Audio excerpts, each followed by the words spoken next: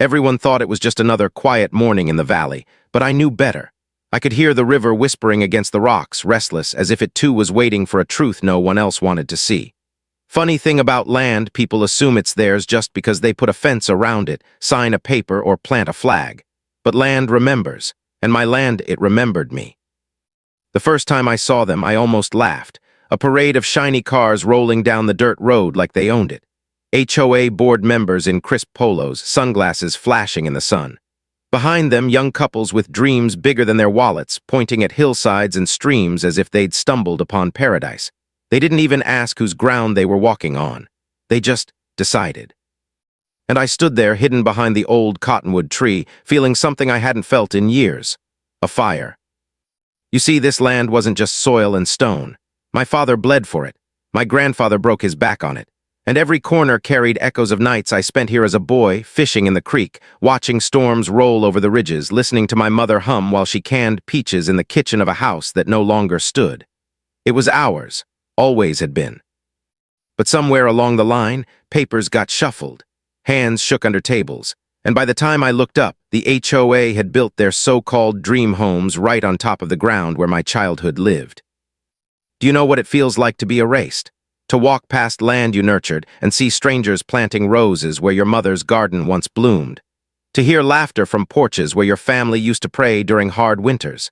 It's like someone stole the marrow out of your bones but left you standing. They didn't just build houses, they built arrogance. They paved roads without asking. They put up signs with rules written in bold. No loud gatherings, no outside vehicles overnight. All fences must meet HOA standards. Rules for a land that wasn't even theirs. And the way they looked at me, like I was some relic from the past, a ghost wandering too close to their manicured lawns.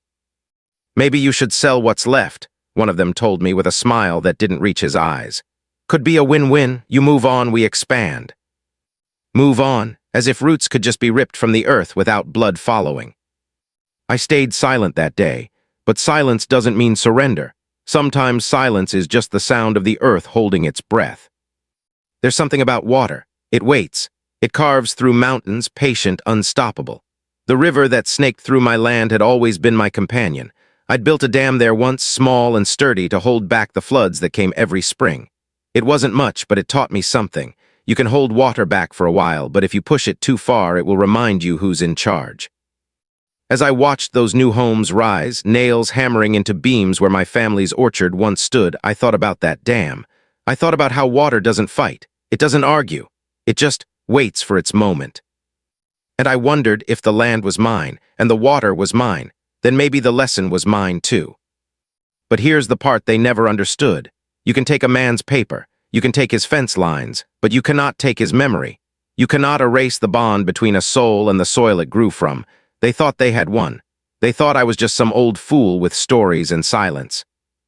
They didn't know the dam was listening too. Everyone in town said I was stubborn. Maybe they were right, but I'd learned that if you don't stand for something, people will build right over you and smile while they do it. The HOA board called a meeting one evening at the new community center they'd built where my father's barn once stood.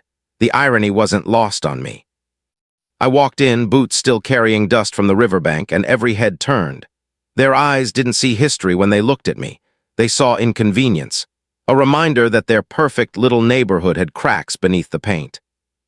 Mr. Walker, the president of the HOA began, smoothing his tie like he was about to deliver a sermon. We appreciate you coming. We know this has been a transition, but we'd like to discuss some opportunities for integration. Integration, that word hung in the air like smoke. What he really meant was submission.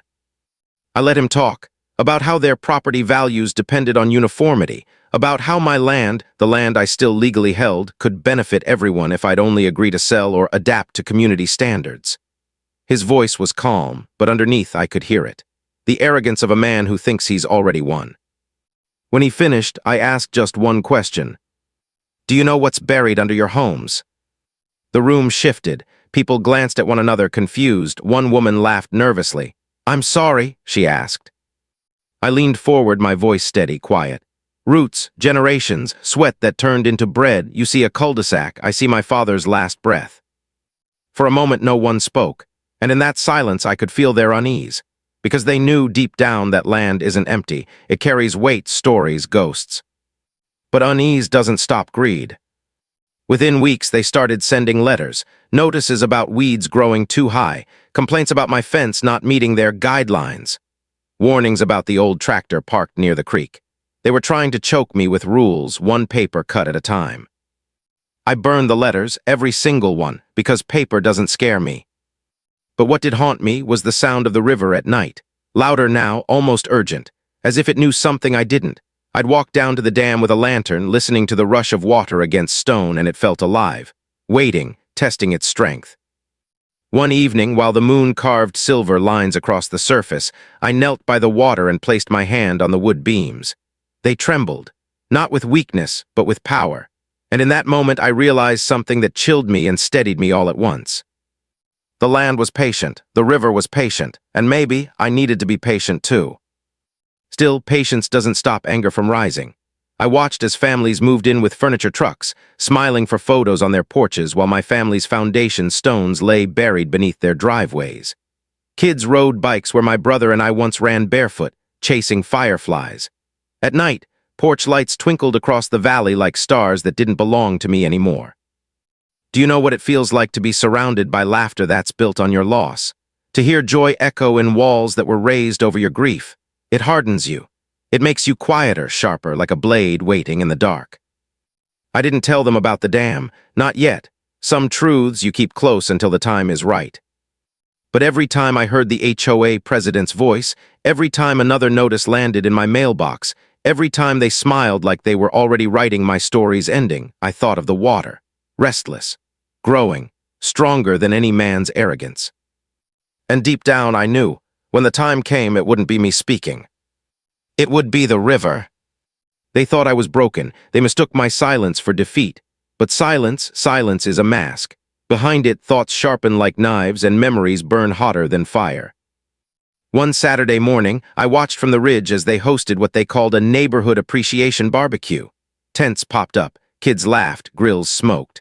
They had music playing, loud enough to drown out the hum of the river below. I stood where my father once sowed corn and looked down at strangers celebrating, as if they'd always belonged here. The HOA president raised his glass, smiling that politicians smile. "To new beginnings," he shouted. The crowd cheered. New beginnings, that phrase echoed in my chest like a taunt, because beginnings for them meant endings for me. I left before the fireworks lit the sky. I didn't need sparks to remind me of what was already burning. That night I couldn't sleep. The sound of the water was louder than ever, pounding against the dam like a heartbeat that wasn't mine. I lit a lantern, grabbed my coat, and walked down the dirt path. The air smelled of wet stone, of something ancient and unstoppable. When I reached the dam, I sat at the edge and stared at the current pressing against the wooden beams. My father and I had built this with our own hands when I was barely tall enough to hold a hammer. Back then, it was meant to protect, to hold back the floods, to save the orchards from drowning. Now, as I touched the worn wood, I wondered if it had been waiting all along. Not to save, but to remind. I whispered into the night, "They don't know you like I do, they don't respect you, but you'll show them, won't you?" The river didn't answer, it didn't need to. Its roar was enough. The next morning, a fresh envelope was nailed to my gate. Another violation notice. This one for excessive noise, though I hadn't made a sound. They were trying to crush me under the weight of their paper kingdom. I crumpled it in my fist, and for the first time I felt a flicker of something dangerous, not just anger, but readiness. Still I waited. Waiting is power. Waiting makes people careless. And careless they were. The HOA began expanding, laying plans for more homes on the far side of the creek. Heavy machinery arrived, tearing into the soil where my grandfather had once planted apple trees. I watched from the hill as the excavators roared, pulling roots from the ground like they were weeds instead of memories. One worker spotted me and waved. He probably thought I was just a curious old man. But in my chest, my heart pounded in rhythm with the river, and my silence grew heavier, thicker, like storm clouds. That evening I walked the ridge again. The new homes glittered with porch lights. Children's laughter drifted up to me, innocent and unknowing. I clenched my fists. This wasn't their fault. They didn't know the story beneath their feet. They didn't hear the whispers of the land at night. But innocence doesn't protect anyone when the river decides to speak. And make no mistake, the river was restless. The dam creaked now when I checked it, as though shifting in its sleep. Pressure built day by day, and I could feel it like a secret I wasn't ready to share. But soon, I told myself, soon they'll learn what boundaries really mean. Because you can buy paper, you can build fences, you can pave roads, but you cannot own a river. And deep down, I knew the day was coming when they would finally understand that truth the hard way. It started with whispers, not mine, theirs. One by one, the new homeowners began to notice things they couldn't explain. A garden that flooded after a clear night. A basement damp with water though no rain had fallen. Fences leaning ever so slightly, as if the ground beneath them shifted when no one was looking. I walked past them in town and heard the murmurs. "Strange, isn't it?" one woman said to another. "The soil's wetter than it should be." Her friend shivered, clutching her grocery bag. "Maybe it's just the river," she whispered. Just the river, they had no idea. I said nothing. Silence was still my shield, though every time I heard their nervous voices, I felt the dam's presence stronger. It was no longer just water pressing against wood and stone. It was history pressing against arrogance. It was time pressing against greed. The HOA board met again that month. This time they were sharper, angrier. The president leaned across the table, his smile gone. "Mr. Walker, we've been patient, but your refusal to comply, it's becoming disruptive. You're lowering property values. You're resisting progress." Progress, another word they loved to dress their greed in. I stared at him, unblinking. "You built your dream homes on my land. Now the land is reminding you who it belongs to." He smirked, dismissing me like a child throwing a tantrum. "The land doesn't belong to you anymore, old man. It belongs to the people who live here." But deep down, I could see it in his eyes. Fear. Because he'd heard the whispers too. He'd seen the water creeping where it didn't belong. That night, the river roared louder than I had ever heard it. The dam groaned under the weight, wood shuddering like it was alive. I stood at the bank, lantern in hand, heart pounding in rhythm with the current. I whispered again, not in anger this time, but in reverence. "You've been waiting long enough, I know." The river didn't answer. It surged, and I felt in my bones that the time of waiting was almost over. Days later, the first real crack appeared, not in the dam, in the community. A family complained at the HOA meeting that their backyard had turned into a marsh overnight. Another shouted that his foundation had begun to sink. The board brushed it off, blamed poor construction, told them to hire contractors. But I saw the doubt spreading like water seeping through stone. The truth is, fear is contagious. Once it takes root, it grows faster than anything. I kept walking past their houses, watching the tension rise. Some locked eyes with me, suspicious, accusing, as if my silence was somehow the cause of their misfortune. They didn't understand. It wasn't me they had to fear. It was what they had awoken. One evening, as the sun bled red across the sky, I stood on the ridge again. The neighborhood below looked so fragile, so temporary. White fences glowing against the darkening valley, roofs lined up like soldiers waiting for orders. And underneath them, the ground trembled faintly with the weight of water pressing, pressing, pressing. Do you know what it feels like to watch inevitability creep closer? To hold a secret so heavy you can barely breathe, knowing it's only a matter of time before the truth explodes into the world. I felt both dread and peace, because I hadn't lifted a finger, I hadn't broken a single law, I hadn't retaliated with anything more than silence. All I'd done was wait. And waiting was almost over. That night I dreamed of my father. He was young again, standing by the creek, his hands rough and steady. He looked at me without speaking, and I knew what he meant. Some lessons don't need words. Some truths can only be spoken by the land itself. When I woke, the air was heavy, thick with the smell of rain, even though the sky was clear. I walked down to the dam one last time before dawn. The wood moaned under the pressure. My lantern flickered. And I realized the river wasn't asking permission anymore. It was ready to speak. It happened on a Tuesday night. No storms, no warning, just the sound of the earth breathing heavier than usual. A family had just moved into one of the larger homes by the creek. They were hosting their first dinner party, laughter spilled out the windows, warm light glowing across the valley. But underneath that warmth, the ground was shifting. The dam had been whispering for weeks, but now it spoke with a rumble, low and steady, like a throat clearing before a scream. The water pressed harder than ever, searching for weakness. And when it found a seam, it didn't hesitate. By midnight, the family's guests were running barefoot into the street, their shoes clutched in their hands.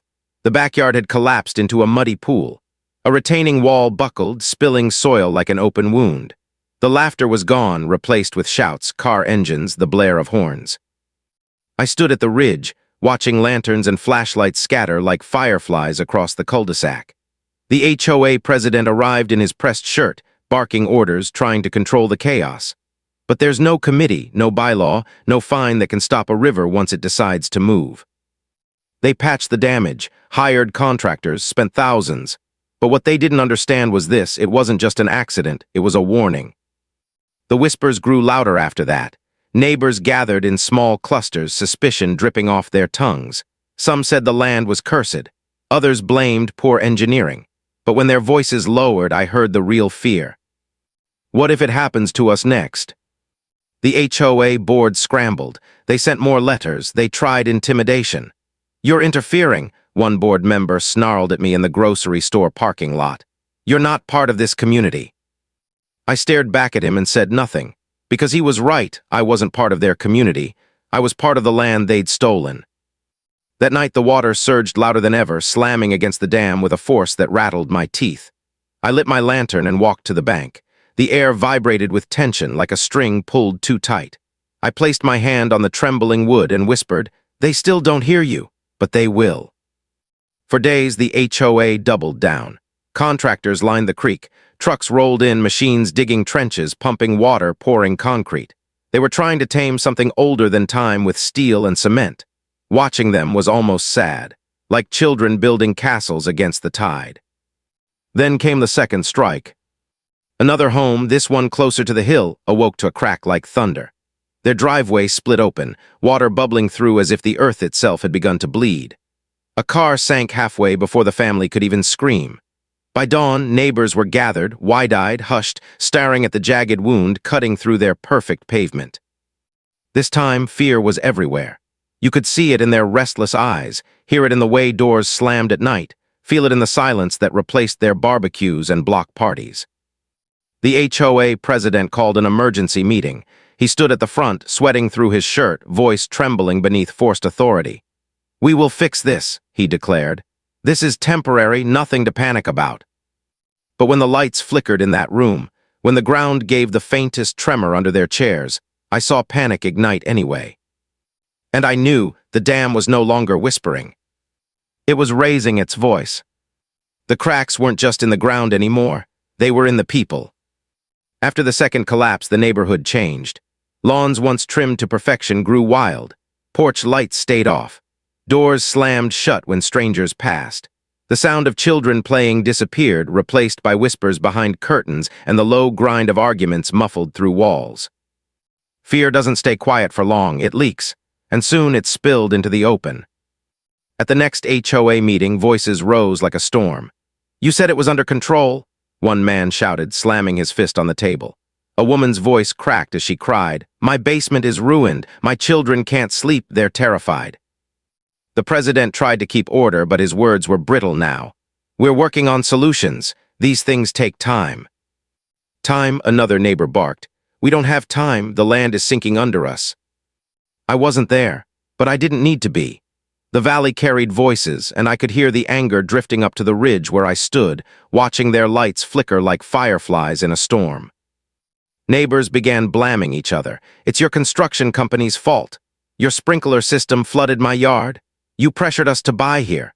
Every accusation sliced through the illusion of unity they'd worked so hard to build, and the more they fought, the more the ground beneath them trembled. The president still glared at me whenever we crossed paths, as if I'd orchestrated the chaos. He didn't understand that I hadn't lifted a finger. I didn't need to. The river was doing what it had always done, reminding people who was truly in charge. Nights grew restless. I'd see headlights sweeping the valley long after midnight, families driving away with trunks packed, unable to stay another night in houses that groaned with shifting foundations. For sale signs popped up one after another, but no buyers came. Who would invest in a neighborhood built on a curse they couldn't name? Contractors stopped showing up. Machines sat abandoned by the creek, half swallowed by mud. And the HOA's funds, once so proudly touted, dried up trying to patch wounds that only widened with every passing day. Do you know what it feels like to watch arrogance collapse into desperation? To see people who once mocked you now trembling in fear of the very ground beneath their feet? There's a strange ache in it. A part of me felt justice. Another part felt pity, but pity doesn't stop truth. One evening, as the sun dipped low and the valley glowed in shades of fire, I heard a knock at my door. It was a family, not the president, not the board, just a man, his wife, their 2 children clinging to her side. Their eyes were hollow, their voices soft. "Please," the man whispered. "You've been here longer than anyone. Do you know what's happening?" I looked at the children, their small hands clutching their mother's dress, eyes wide with fear. And for the first time, I spoke more than a whisper. "The land remembers," I said. "It never forgets who walked on it, who bled into it. You've built on bones, on roots, on memories you never asked about. The river, it's only reminding you." The man's shoulders sagged. He wanted more answers, solutions, but I had none to give. Because once the river starts to speak, no man can quiet it. They left with tears in their eyes, and as I closed the door, I felt the floor tremble beneath my feet. The dam was straining, screaming now.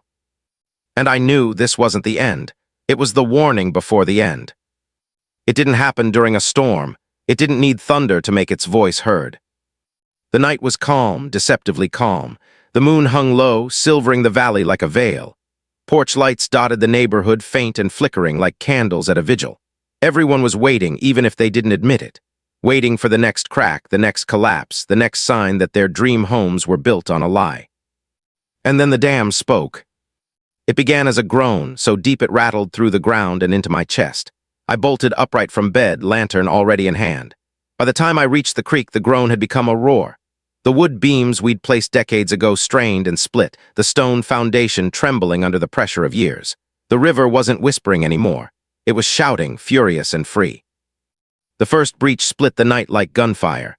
A surge of water exploded through, black and silver under the moonlight. It carved through the soil with a hunger that had been waiting too long. I staggered back as the current rushed past, tearing branches, uprooting fences, sweeping debris like it was nothing. Down in the valley, screams erupted. Lights snapped on. Doors flung open.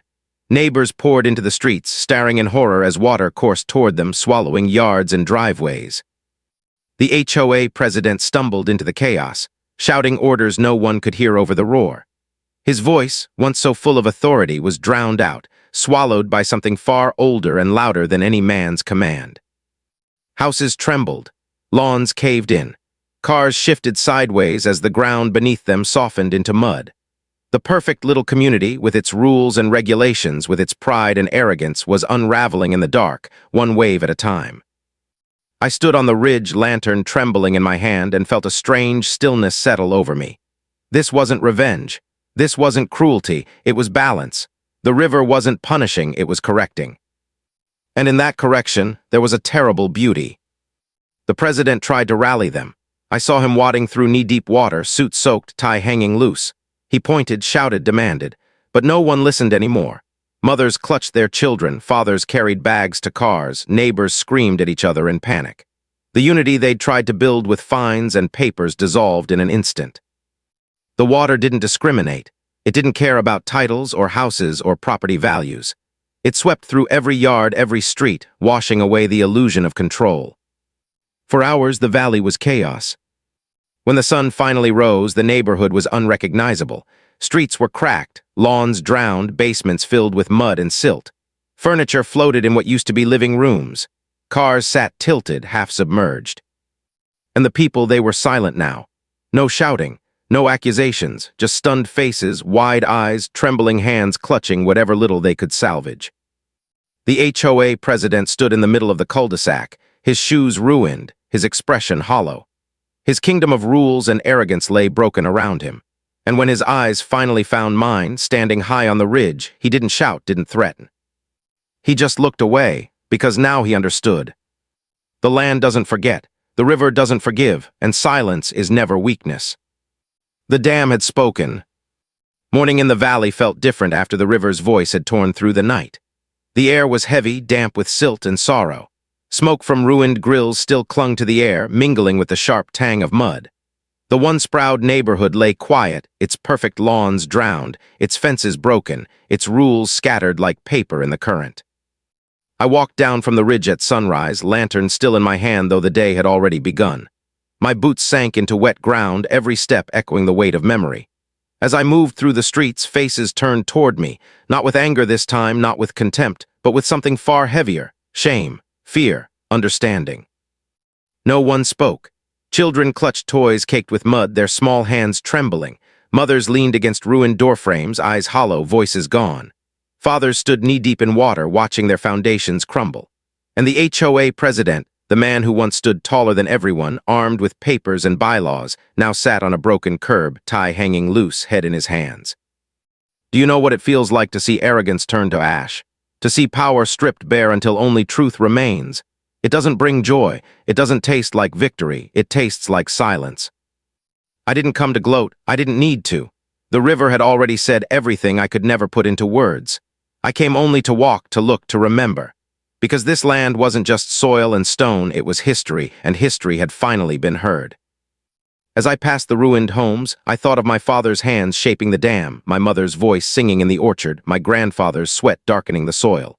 For years, I feared those memories were buried under strangers' laughter. But now, standing in the quiet wreckage, I understood. Memories aren't erased by houses or fences or bylaws. They live in the land, and when the land finally speaks, they rise again. The president lifted his head when I drew near. His eyes were red, his voice hoarse. "Why?" he whispered, not to accuse, but to understand. I met his gaze and spoke softly. "Because you built without listening. You took without asking. The land doesn't belong to you or me or any paper you can sign. It belongs to itself, and when you forget that, it reminds you." He didn't argue. He just lowered his eyes again because deep down he knew it was true. By evening, some families had packed what little remained and left. Others stayed, broken, trying to salvage their dreams from the mud. But none of them looked at me with arrogance anymore. None of them waved away the ground beneath their feet as just dirt. As the sun dipped low and painted the valley gold, I walked back toward the ridge. The dam was gone now, split open, its work complete. The river flowed free again, calm after its storm, as if satisfied with what it had done. And standing there, I felt something I hadn't felt in years: peace. Because this wasn't about revenge. It never was. It was about memory, about dignity, about the truth that no matter how high a man builds, no matter how many rules he writes, he is nothing against the patience of the earth and the persistence of water. I turned once more toward the valley. The broken homes, the quiet people, the wreckage of dreams built on stolen ground. And I knew they would remember now. Sometimes the loudest voice is the one that waits in silence. Sometimes justice doesn't need a courtroom or a fight. Sometimes all it needs is a river. You've heard this confession, now wait until you hear the next one, the truth that shatters everything you thought you knew.